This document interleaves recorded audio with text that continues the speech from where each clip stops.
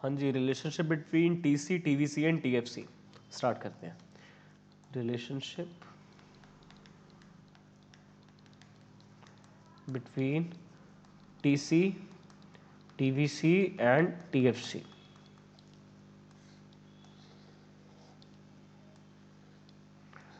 Relationship किसी भी चीज़ का आ जाए बेटा, सबसे पहले डेफिनेशन आएगी टीसी, टीवीसी, टीएफसी की। TC is the total cost incurred by TC is the total cost incurred by a producer on producing given units of a commodity। तो किसी भी कमोडिटी की जितनी यूनिट्स बनाई जाती हैं उसके अकॉर्डिंगली टोटल कॉस्ट डिटरमाइन करी जाती है बेटा। Then total variable cost refers to the cost which directly varies with the level of output. For example, if you increase the production, you have to incur more of variable cost, including electricity charges, wages of the labor, raw material cost. Then comes total fixed cost, which remains fixed at all level of outputs. Whether you produce 0 units or 1000 units, it will remain fixed in short run, right? So that makes sense. Now we are done with the definition of these three. Now then next step is to make the schedule for TC, TVC, TFC, on the basis of which you will be constructing a graph. Then we will be mentioning the relationship. Shall I repeat the steps? Total cost, total variable cost and total fixed cost की definitions. Step number 1. Step number 2 बेटा schedule जो अभी लिखने वाला हूँ मैं. Step number 3 graph. Step number 4 relationship. This pattern will remain same throughout the relationship of any topic in economics or in any subject. बेटा किसी भी चीज़ को रिलेट करोगे तो पहले तो डिफाइन करोगे वो चीज़ है क्या, फिर शेड्यूल, फिर ग्राफ। बाकी यहाँ सब्जेक्ट्स में ये सब नहीं होगा, but again make sure to define what you are relating with each other. So now beta, without wasting any more time, let's come to the schedule of this already beta. Now schedule,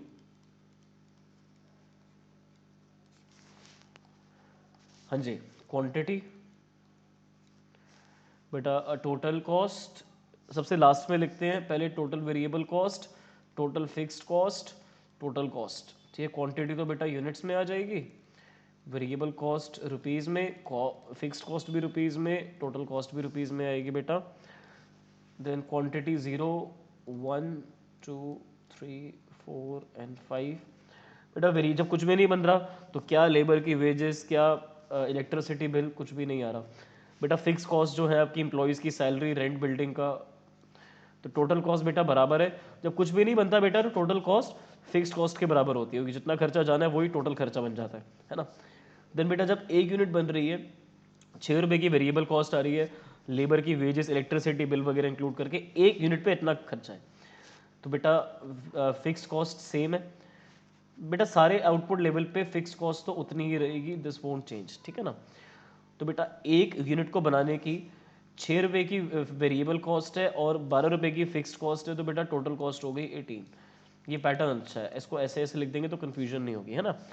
तो बेटा 2 unit को बनाने की variable cost है 10, 3 की 15 है, 4 की 24 है, 5 की 35 है बेटा। मैं यही शेड्यूल रिकमेंड करता हूँ, उसके पीछे रीज़न ये है कि मैं एवरेज कॉस्ट भी इनकी इसी शेड्यूल से करवाऊंगा, तो प्लीज़ मेरे साथ कॉपरेट करते हुए यही शेड्यूल याद कर लो। देन बेटा दिस इज 22, देन बेटा 15 प्लस 22 बेटा हो गया यहाँ पर आपका 27, फिर बेटा 24 और 12 को प्लस करोगे तो बेटा ये हो गया आपका 36 बेटा, लास्ट में 35 और 12 बेटा 47। तो बेटा ये रही आपकी वेरिएबल कॉस्ट, ये रही आपकी फिक्स्ड कॉस्ट, ये रही आपकी टोटल कॉस्ट, ठीक है बेटा। ये ऐसे लाइन मत डालना, टेबल बनाना प्रॉपर। अभी मैंने बस ये रेफरेंस के लिए ऐसे डाला हुआ है, बट आप लोग फिर ऐसे ही करके आ जाओगे, मुझे किसी पे फेथ नहीं है, ठीक है। अब कोई बात नहीं, इसको ऐसे ही छोड़ रहा हूँ मैं, ठीक है। Now let's make the graph already. Schedule बेटा कंप्लीटेड है, ग्राफ बनाते हैं। चलो थोड़ा और बड़ा करेंगे इसको।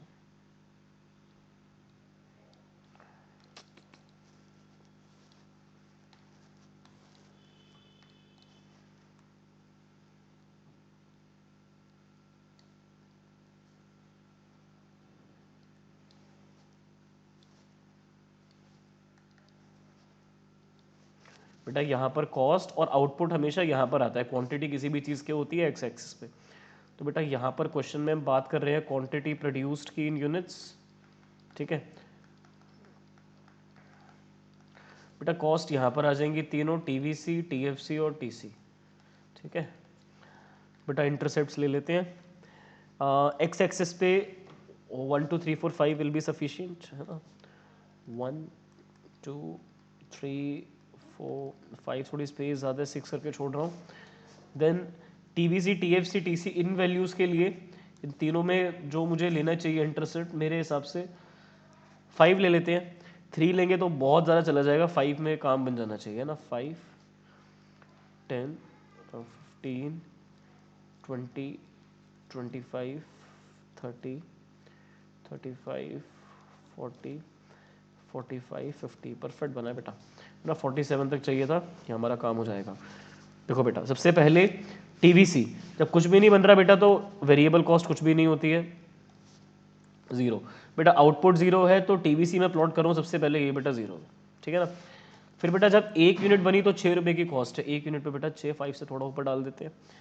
बेटा 2 पे 10 है, 2 पे 10 चलो बेटा थोड़ा ज़रा ऊपर चला गया क्या, 2 से 10, ठीक है। बेटा 3 पे 15 है, 3 पे 15, ठीक जा रहे हैं। 4 पे 24 है बेटा,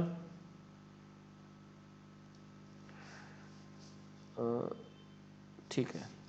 फिर बेटा 5 पे 35 है, चलो ज्वाइन करते हैं, सेम कलर यूज़ कर लेते हैं। देखो ये उल्टा एस टाइप बन रहा है ना, इसको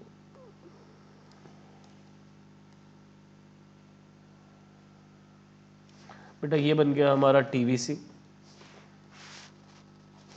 ठीक है। टीएफसी सबसे आसान है बनाना बेटा, ये 12 है, सब पे सेम रहेगा, इसका कलर चेंज करना पड़ेगा, है ना। तो बेटा टीएफसी 12 है सब पे, तो बेटा 12 चलो यहाँ ले लो, तो 0 पे भी बेटा 12 है बेटा। फिर ये तो सब पे 12 है तो 5 तक भी बेटा लेके आओगे तो 12 ही रहेगा ये। तो पहले तो मैं ये लाइन खींच ही देता हूँ यहाँ से यहाँ तक बेटा, 5 तक ये 12 है, ठीक है। बस बेटा बोल्ड कर दो, 5 पे भी 12, 4 पे भी 12, 3 पे भी 12, 2 पे भी 12 बेटा, 1 पे भी 12, खत्म बेटा, सब पे 12 हो गया, है ना। टीएफसी।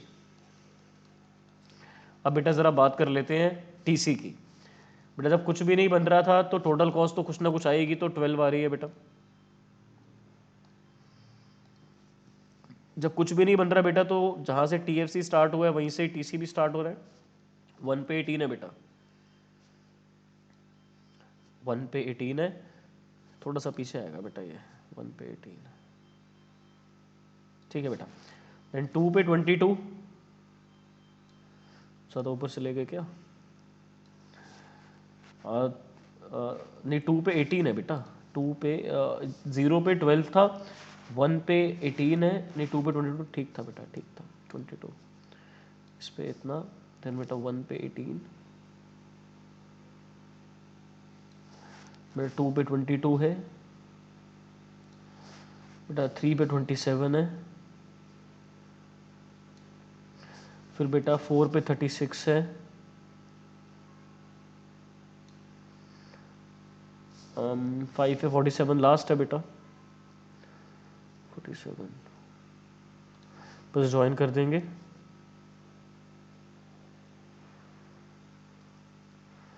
ये बेटा हमारा बन गया टोटल कॉस्ट।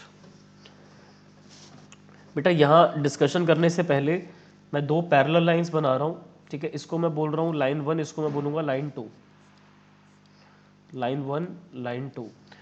बेटा लाइन 1 जो है वो लाइन 2 के पैरेलल है, ठीक है। इतनी मैथ सबको पता है, 2 लाइंस पैरेलल होती हैं तो उनमें ये साइन यूज़ होता है, line 1 is parallel to line 2।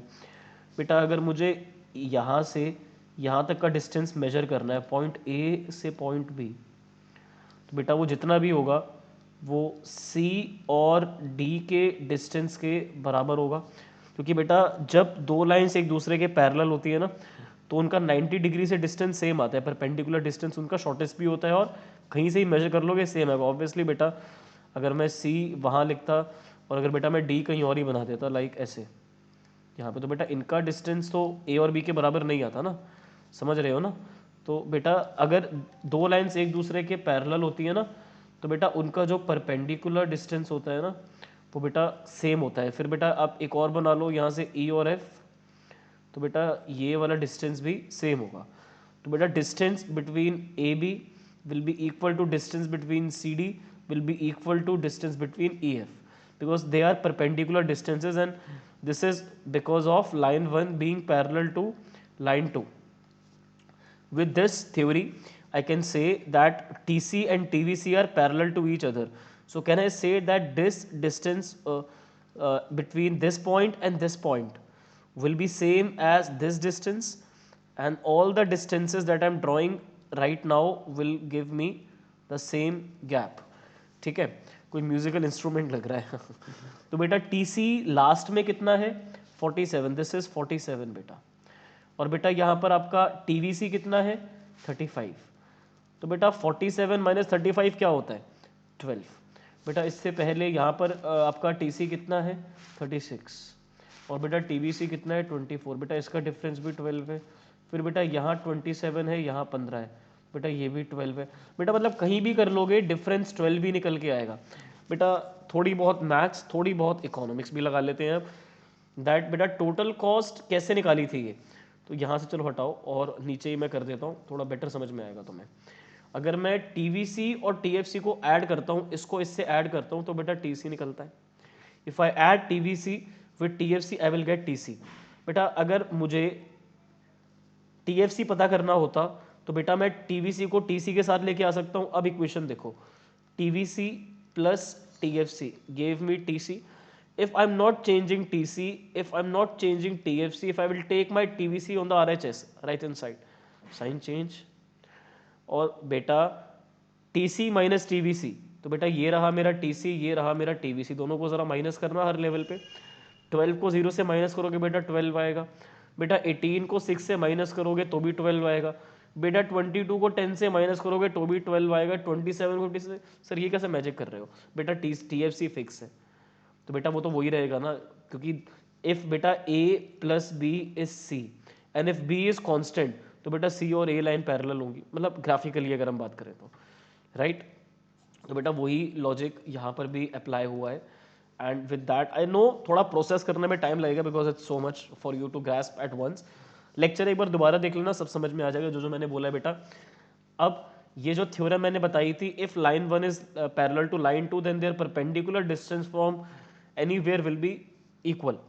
और बेटा उसी लॉजिक से जब हम TC और TVC का डिफरेंस देखते हैं तो वो बराबर आ रहा है। और बेटा दोनों का डिफरेंस इकोनॉमिक्स को यूज करके है क्या TFC, बेटा TFC तो पैरेलल है, ठीक है ना।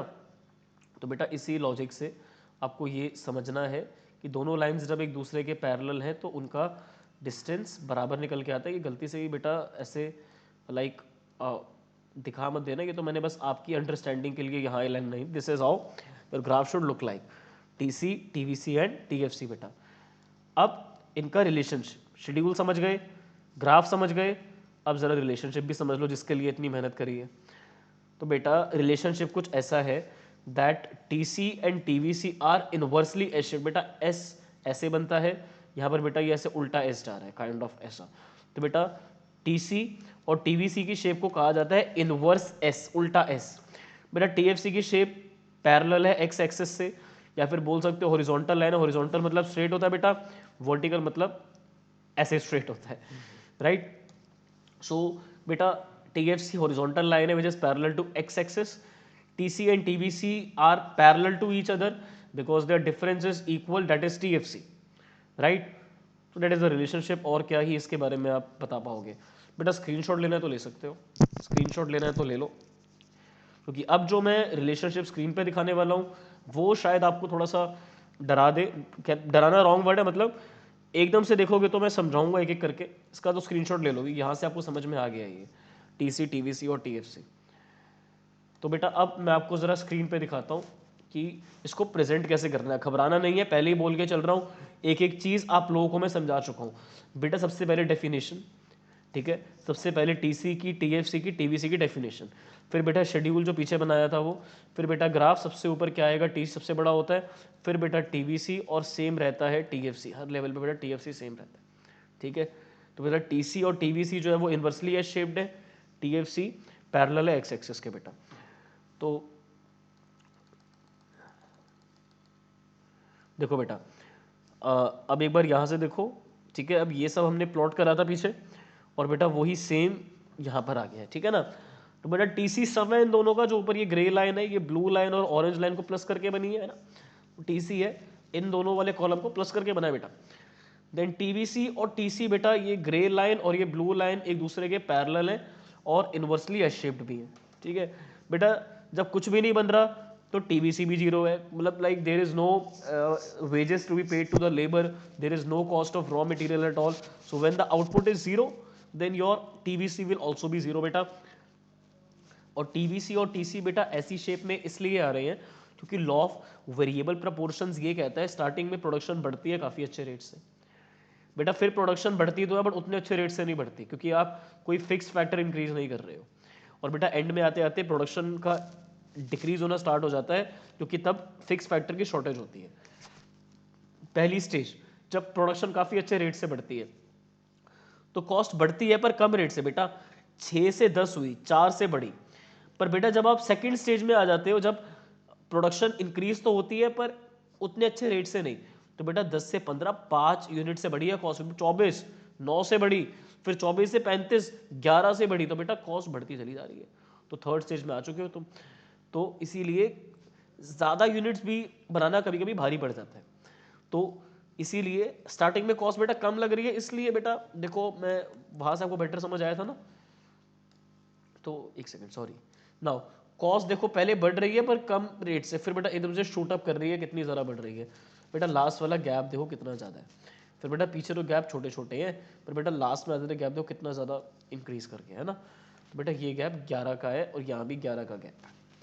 दैट्स वाई ये law of variable proportion, starting में बेटा प्रोडक्शन उसमें कैसे बढ़ती है, ऐसे, फिर ऐसे बढ़ती है, फिर बेटा ऐसे कम होती है ना। टोटल प्रोडक्शन में ये होता है ना, पहले इंक्रीज करती है, ठीक है, कुछ ऐसे इंक्रीज करती है ना, देखो ऐसे आपकी इंक्रीज करती है प्रोडक्शन, फिर ऐसे डिक्रीज करना शुरू हो जाती है, राइट। तो इसलिए कॉस्ट पहले तो कम रेट से बढ़ती है, फिर बहुत ज़्यादा रेट से बढ़ती है जब आप सेकंड या थर्ड स्टेज में आ जाते हैं। That's law of variable proportion for you, because of which TC and TVC are inversely S shaped. I'll clear the screen बेटा। relationship देखो, I'm giving you a minute, then I will stop the recording. Definition, schedule graph, then relationship.